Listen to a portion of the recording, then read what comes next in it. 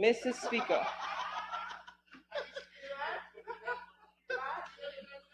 as I rise today, Mr. Speaker, to add my contribution to this debate, I first must make some general statements. The Minister of Culture, Youth and Sports, his idea of one Guyana is him using his one set of friends across the ministry with taxpayers' monies. Look at the broadcasts of the national concerts, only aired on NCN, NTN, MTV, TVG, HJTV, and E-Networks. All friends and family of the government. In the honorable member's world, there is no HBTV Channel 9, no LRTVS, no HGPTV, no CNS6, and no RBS. He directs where the government's money should go, only to his friends and family, and blacklists those who speak against the government. Honorable member can best be described as a well-dressed failure. He has no policy and surrounds himself with promoters and sports organizers using their hard work to make himself look good. It's really a shame. You see, Mr. Speaker, on that note, it is quite interesting that the government ministers seem so incapable of representing themselves that their chief whip ensured that they speak after their opposition shadows. In any normal parliament, Mr. Speaker, the government ministers would present their vision for the year and what they intend to do with the monies allocated to their ministries, and the opposition shadows would have a chance to respond. Not so in Guyana. If Guyanese take a look at the lineup of speakers, it is clear that the government ministers do not want to speak before their counterparts on our side. Mr. Speaker,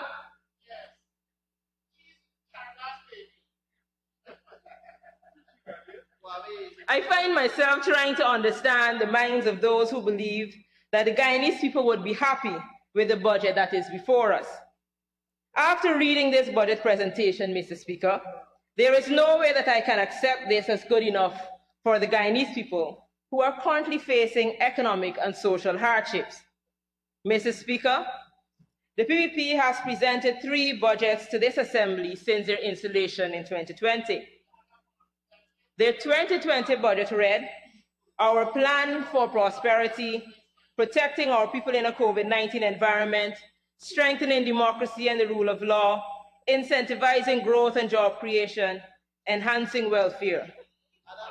Mr. Speaker, when the 2021 budget came knocking on Parliament's door, a number of things were made clear from the 2020 budget. One, the PPP's concern about unemployment did not extend to the over 1,000 persons they dismissed over the last 16 months. The PPP's concern for the welfare of the citizens did not extend to those who now either no longer receive public assistance or are being blackmailed by the staff to give a percentage of what they are receiving or get their names pulled from receiving public assistance in the future. 3, the PPP does not know how to protect our people in a COVID-19 environment. 4, their governance structure is autocratic and everything they are engaged in is turbid, unconstitutional, and antithetical to good governance. 5, the PPP's plan for prosperity was for themselves and cronies. That the US Embassy here in Guyana was forced to speak to the issue of rule of law in relation to how the PPP has operated since returning to office, stating that, and I quote, "You need to be serious about the economic manifestation of the rule of law, must be seen as an indication of how far the PPP is from what can be considered transparent, accountable, equitable, and ensuring due process." Mr. Speaker, then we moved on to the 2021 budget, which promised a path to recovery, economic dynamism, and resilience. By the end of 2021, everyone asked, what did the PPP recover us from? From all appearances, we are in a worse state than we were in 2020. And by the end of their term in office, we will still be in recovery mode. Mr. Speaker, People questioned whether those on the other side understood the meaning of dynamism.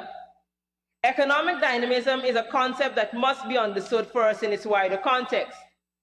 The term economic dynamism refers to the rate and direction of change in an economy.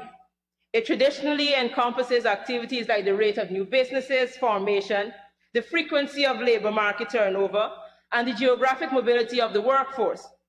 It basically allows for a process termed creative destruction, where businesses enter the marketplace and expand, or they leave the marketplace, contract and leave the marketplace. Now, if this is done strictly based on the supply and demand of the consumer, then it would be difficult to fight. The reality is, however, that governments are usually the largest consumer of goods and services in any economy. Small, medium, and large companies rely on contracts from the government to remain viable. Mr. Speaker, in our context, when a government has been as authoritarian as the PPP and thrives on driving fear into Guyanese, the government becomes a so-called invisible hand in our economy, determining the levels of dynamism we see. What does this mean? Many companies entering and leaving the market here in Guyana do so on the sole premise of whether they can gain contracts from the government. In the end, the economy has been dynamic, negatively affecting any one group or company that may be deemed not a friend of the PPP, and positively affecting those that are friends and families of the PPP. Mr. Speaker, now they have saddled us with this latest budget, titled Steadfast Against All Challenges, Resolute in Building Our One Guyana, with a non-oil budget of $426 billion, $6 billion less than last year when you add the 4 supplementals to the 383 they initially presented in March of 2021. Mr. Speaker, this PPP regime has given away so many tax concessions to their cronies and borrowed so much that our current non-oil budget is $6 billion less than it was last year. Now it becomes clear why they rushed to pass an assent to the Natural Resource Fund Bill of 2021, which the majority of Guyanese believe was illegally passed in the National Assembly. Mr. Speaker, to sit and boast about the largest budget ever, when a large section of the population is left to suffer due to your poor attempt at governance, not your, Mr. Speaker, but the PPP, your incompetence, your mediocre attempt at policy formation, and your inability to create and sell to the Guyanese people a vision that we can all agree to and work towards is ludicrous. Mr. Speaker, while they come here and boast about the largest budget, the Guyanese people have to endure inflation, high costs of living, high youth unemployment, extrajudicial killings, blackouts, load shedding, blackouts, load shedding, plenty more blackouts, and lots of load shedding. Then, Mr. Speaker, there is no water, low water, or if you are lucky to get water, it's gray water, brown water, or reddish water like the new $2,000 bill. Mr. Speaker, those are the challenges, and frankly speaking, they're all man-made challenges, created by a group of people who are not allowed to think for themselves, but follow the instruction of one man, whose scope is limited to corruption, nepotism, racism, bullyism, and narcissism. This cabal has no idea what they're doing. They lack the intellectual capacity and foresight to effectively prepare the economy for the monies available to us through the Natural Resource Fund. Mr. Speaker, as far as the members on this side of the House are concerned, the NRF 2020 of 2021 was not legally passed. But what is even more worrying is that the PPP who rushed that bill through are content not to abide by sections of it. Section 16.2 states quite clearly that all withdrawals from the fund shall be deposited into the consolidated fund and shall be used only to finance national development priorities, including any initiative aimed at realizing an inclusive green economy, and essential projects that are directly related to ameliorating the effects of a major natural disaster. Mr. Speaker, this section expects any government to clearly identify the national development priorities that require the resources of the fund. Instead, what we are seeing in this budget is a line item under Table 2A and 2B and Table 4, which show that the full $126 billion will be withdrawn from the fund. This is unacceptable and must be corrected. Nowhere in the NRF Act that we believe is illegal is there any word like consultation. Not one word that suggests that the Guyanese people should be consulted on anything to do with how the fund will operate and the monies allocated. This to me should be seen as a major red flag. Why would you negate any form of consultative process with the stakeholders? Mr. Speaker, just a few days ago, I had a dream. And in this dream, Mr. Speaker, there were 65 members sitting in the National Assembly. There was a handsome gentleman sitting in the chair of the Speaker. In this dream, Mr. Speaker, the members on the government side brought a bill before the Assembly, a bill resembling all things corrupt and lacking transparency and accountability. The members of the opposition side, at the behest of their constituents and other right-minded groups and citizens, sought to have the bill sent to a select committee to facilitate consultation with a wide range of stakeholders. One thing led to the other, and the Assembly was out of control. Mr. Speaker, you see, my little understanding of how a Speaker operates suggests to me that whenever the Speaker recognizes that he is not in control of the House, he should adjourn the sitting and seek to speak to both the government and opposition to determine an amicable way forward. But this Speaker in my dream was adamant to carry on with the business of his paymasters. So amidst the noise and confusion, I saw this Speaker holding on to dear life to a replica mace and presiding over the Assembly where all members were in defiance of his authority. But Mr. Speaker, he didn't care as long as his paymasters got what they wanted and they were happy. His actions, Mr. Speaker, gave a lot of credence to the view that he does not attempt to pretend to be unbiased. But then again, Mr. Speaker. Honorable member?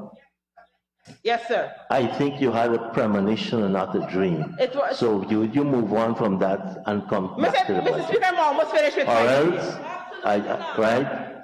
You had a premonition. No, Mr. Speaker, it was a dream. And it played out. It played out. So I can't continue, finish my please. dream. Thank you. Not on this line, though.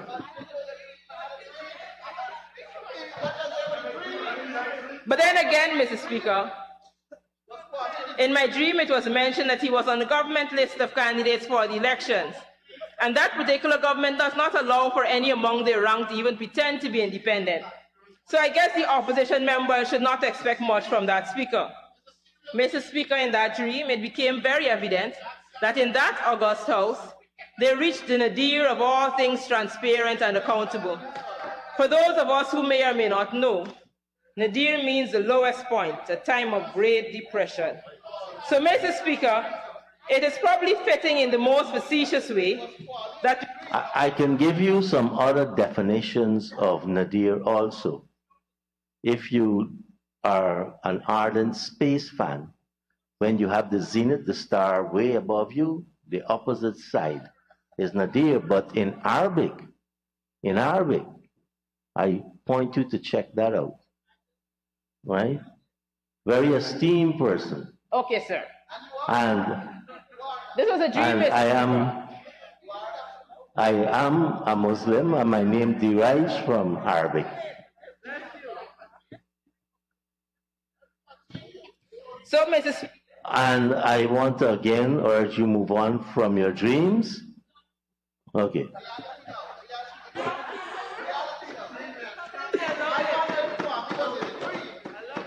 So, Mr. Speaker, it is probably fitting in the most facetious way that we find ourselves here today with an installed regime, a travesty of a 22 budget, and 16 months of a National Assembly being presided over by Speaker of the House, the Honorable Manzoor Nadir. Mr. Speaker, as the person responsible for shadowing the Public Service Minister, I must say that I am utterly dumbfounded and at a loss for words to describe how farcical it is of this administration to bring its third budget to this House with little to no focus on developing or improving the public sector. Reading the entire budget speech, Mr. Speaker, there was one mention of public service. And that only one mention was of what you did last year, which was already unacceptable. Mr. Speaker, I am standing here wondering if if the Public Service Ministry is a shell ministry, or is it that the administration has no faith in the Honourable Minister? Mr. Speaker, the Education Ministry has seemingly hijacked the Gold Project, which was the only noticeable work of the Public Service Ministry was involved in. At this juncture, I am perplexed as to what the Honourable Minister and her ministry has been doing, or according to this budget, is planning to do for 2022. I await her presentation so that she can not only inform me, but this nation of what exactly she has been doing as the Minister of the Public Service over the last 16 months, and what she intends to do besides the Gold Programme.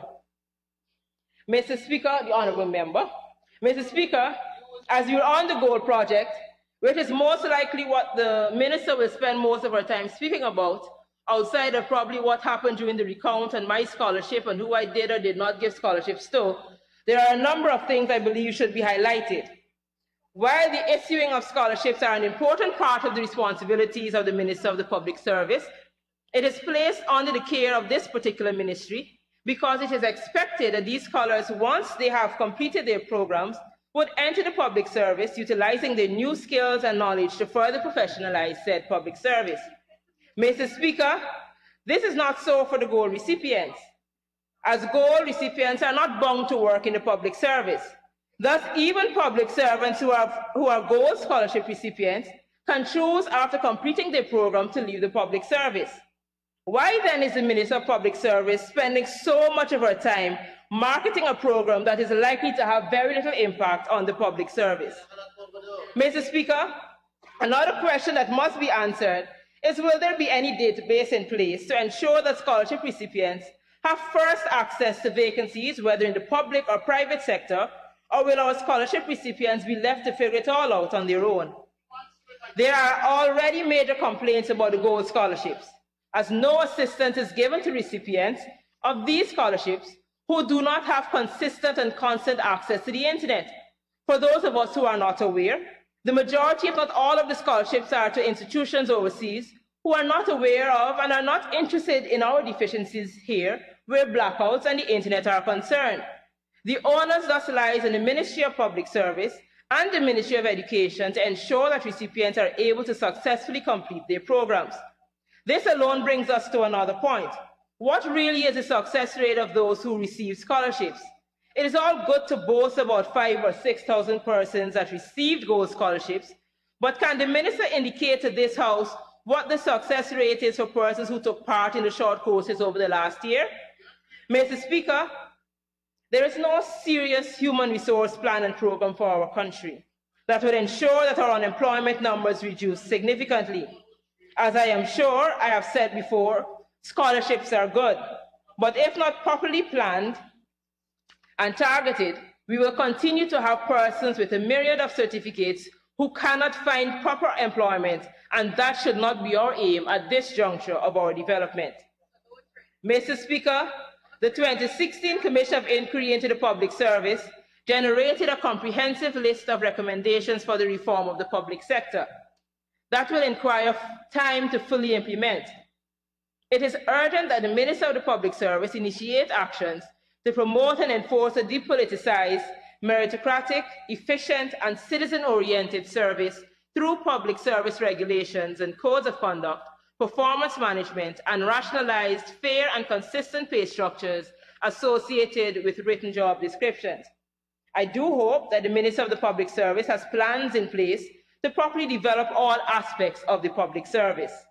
This grand, lofty budget that the PPP believes is best for Guyana requires capable and efficient public servants who have the requisite resources to properly implement the programs that the government wants implemented. It is inhumane for this administration to expect that the public servants must continuously work and implement the policies of this administration with a sense of ownership and alacrity if they do not feel that they are also benefiting from it. Mr. Speaker, much has been said about the fact that there is not much in the budget for public servants. Inflation has not only swallowed up whatever tax threshold increases being touted, but the 7% increase and the bonuses that persons received last year has also been swallowed up.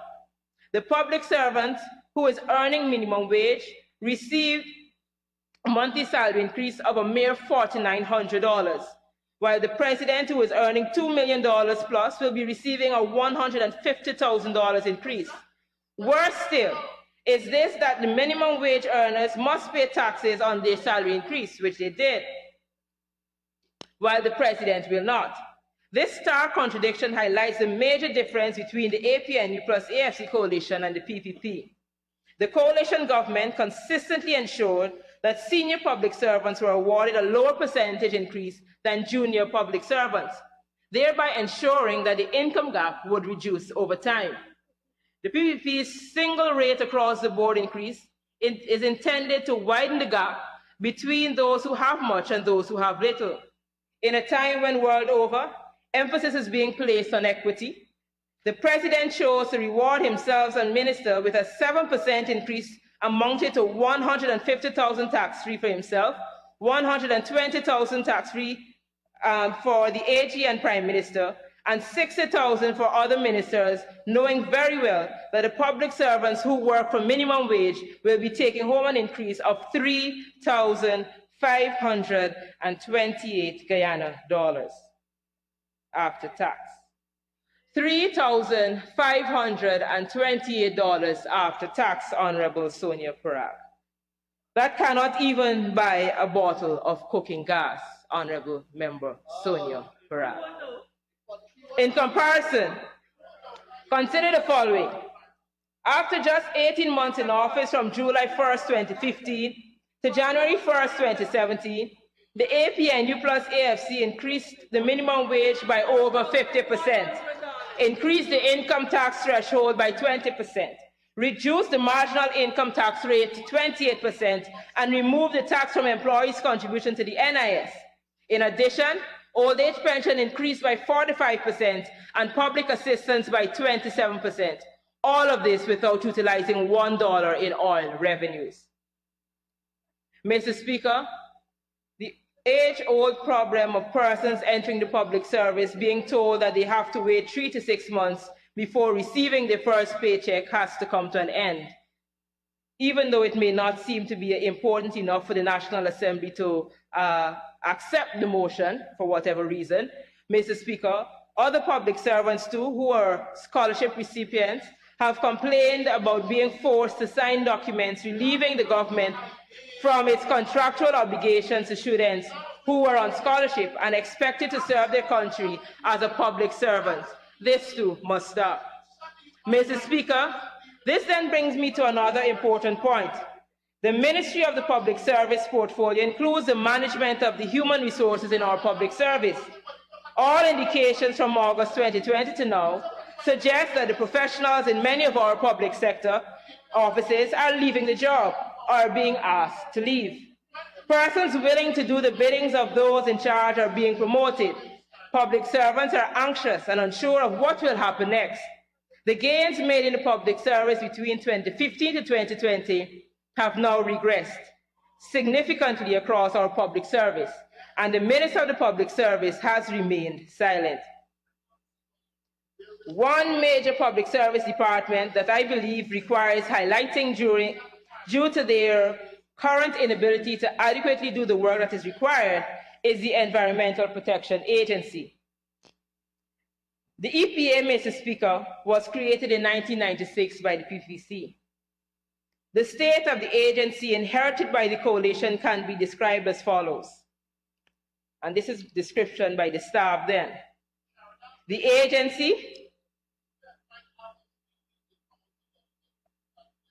staff of the agency described the EPA as low morale, dysfunctional, a toothless tiger, disrespected by all, place to dwell until he can do better, and humiliating with politicians overruling decisions.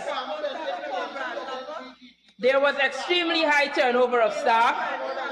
There was only one EPA office in Georgetown to serve the entire country. There was grave human capacity deficit to execute the legislative mandate of the agency. A 2015 forensic audit determined that 262 staff were needed, but the agency was trying to accomplish its task with a staff of only 95. And this number did not include the need for staff focusing on oil and gas. There were no engineers and very few scientists in the agency. A system of record keeping, control, and secure custody of critically important legal documents, such as permits, contracts, and files, were non-existent. Mr. Speaker, the coalition found the existence of 2,100 permits with over 500 expired permits, some over 15 years expiration, plus a large number of unexpired permits that were issued in error, and facilities constructed and operating without permits. Near zero opportunity for training, exposure to international technical conferences, and membership in internationally recognized professional associations. The Environmental Protection Agency did not have its own certified laboratory. It had limited up-to-date measurement equipment and modeling tools to measure and analyze contaminants in the environment. There were only two roadworthy vehicles, which were far from adequate to conduct field inspections necessary for compliance monitoring for the entire country. There were no penalties or fines ever imposed despite hundreds of violations. The EPA transferred its environmental oversight of mining to the GGMC, which was a clear conflict of interest with the GGMC overseeing its own operations and EPA dishing its legislative mandate. Permit applications took years to process. Except for the Higgs-Bosch landfill, which is in itself questionable as to its engineering integrity, all other garbage and waste disposed of in uncontrolled dump sites seriously affected surface and groundwater, air quality, fire hazards, and breeding rodents, mosquitoes, and diseases.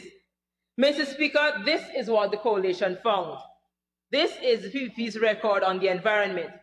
This is how the PPP treated the entire public service, with scant regard. No matter what they attempt to say, as the Honourable Minister said yesterday, the facts speak for themselves. However, Mr. Speaker, the APNUFC came to government 19 years after the establishment of the EPA, and under the guidance of Dr. Vince Adams, there were significant transformational changes at the EPA, which included the following. 1, 2 additional offices were opened at Wim and Linden, with plans in place for an office in all regions by 2021. 2, the MOU with the GGMC was cancelled, thus returning mandated regulatory oversight of mining to the EPA, and which terminated the disturbing conflict of interest situation with the GGMC overseeing its own mining operations.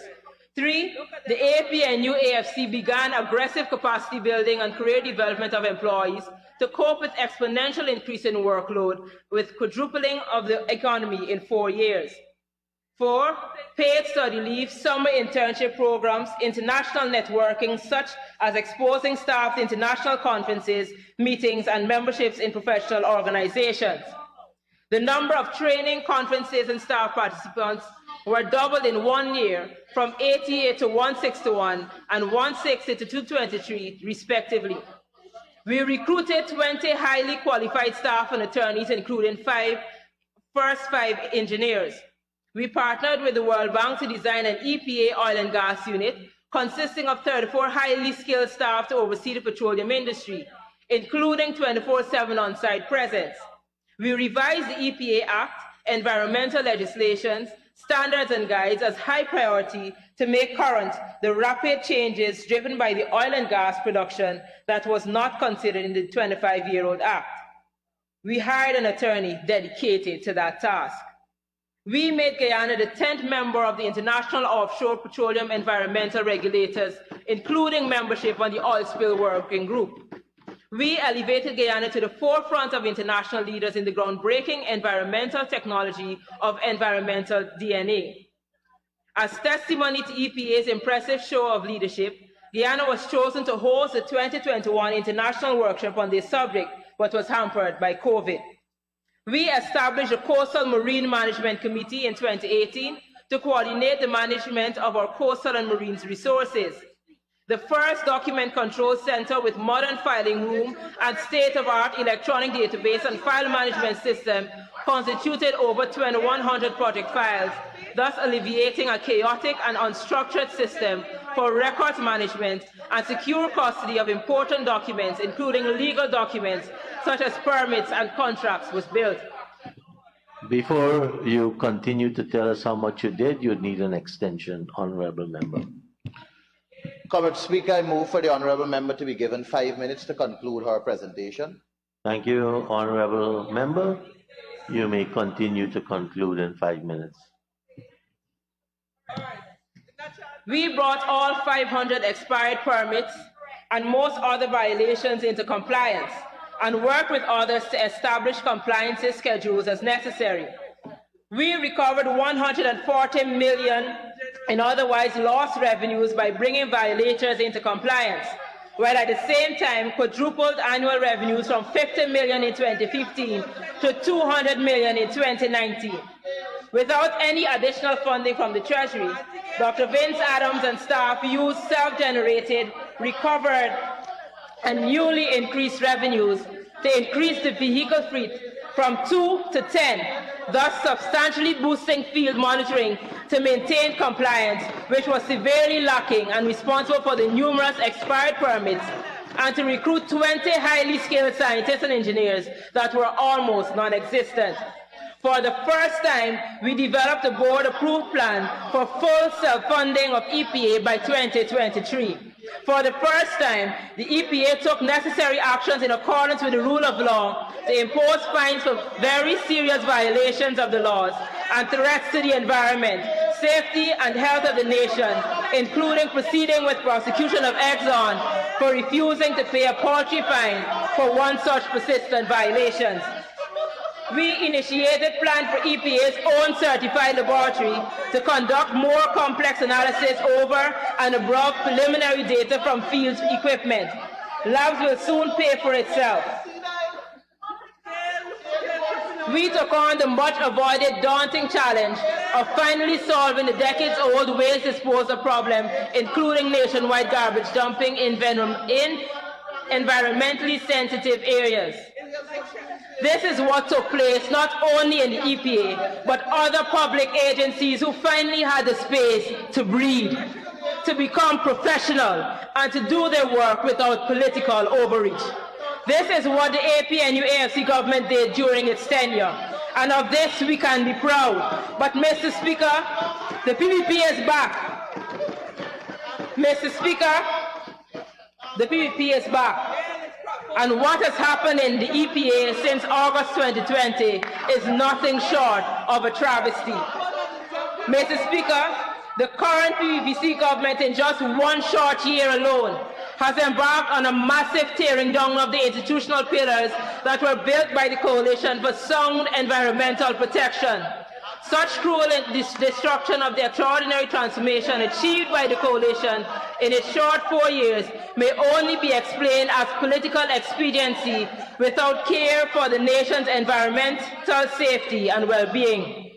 These unconscionable actions include returning the same leadership personnel that ran the EPA into the ground, destroying morale of and having chilling effect on high-performing staff by executing discriminatory terminations, demotions, and negation of contracts, despite agencies' limited capacity, returning the agency to a state of mistrust and disrespect from the public and business community and politicizing the agency, wholesale interference from politicians who routinely pressure EPA staff to issue permits to friends and acquaintances and overturn major decisions made by EPA technical personnel.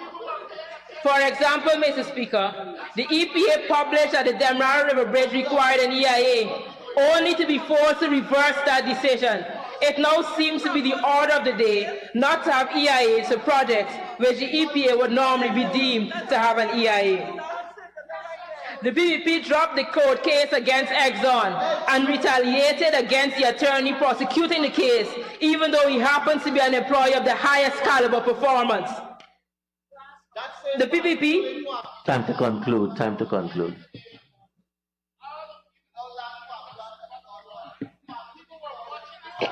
So, Mr. Speaker, as I conclude, when my colleagues on this side of the House speak to the fact that the PPP is not truly interested in real development, this is what we mean.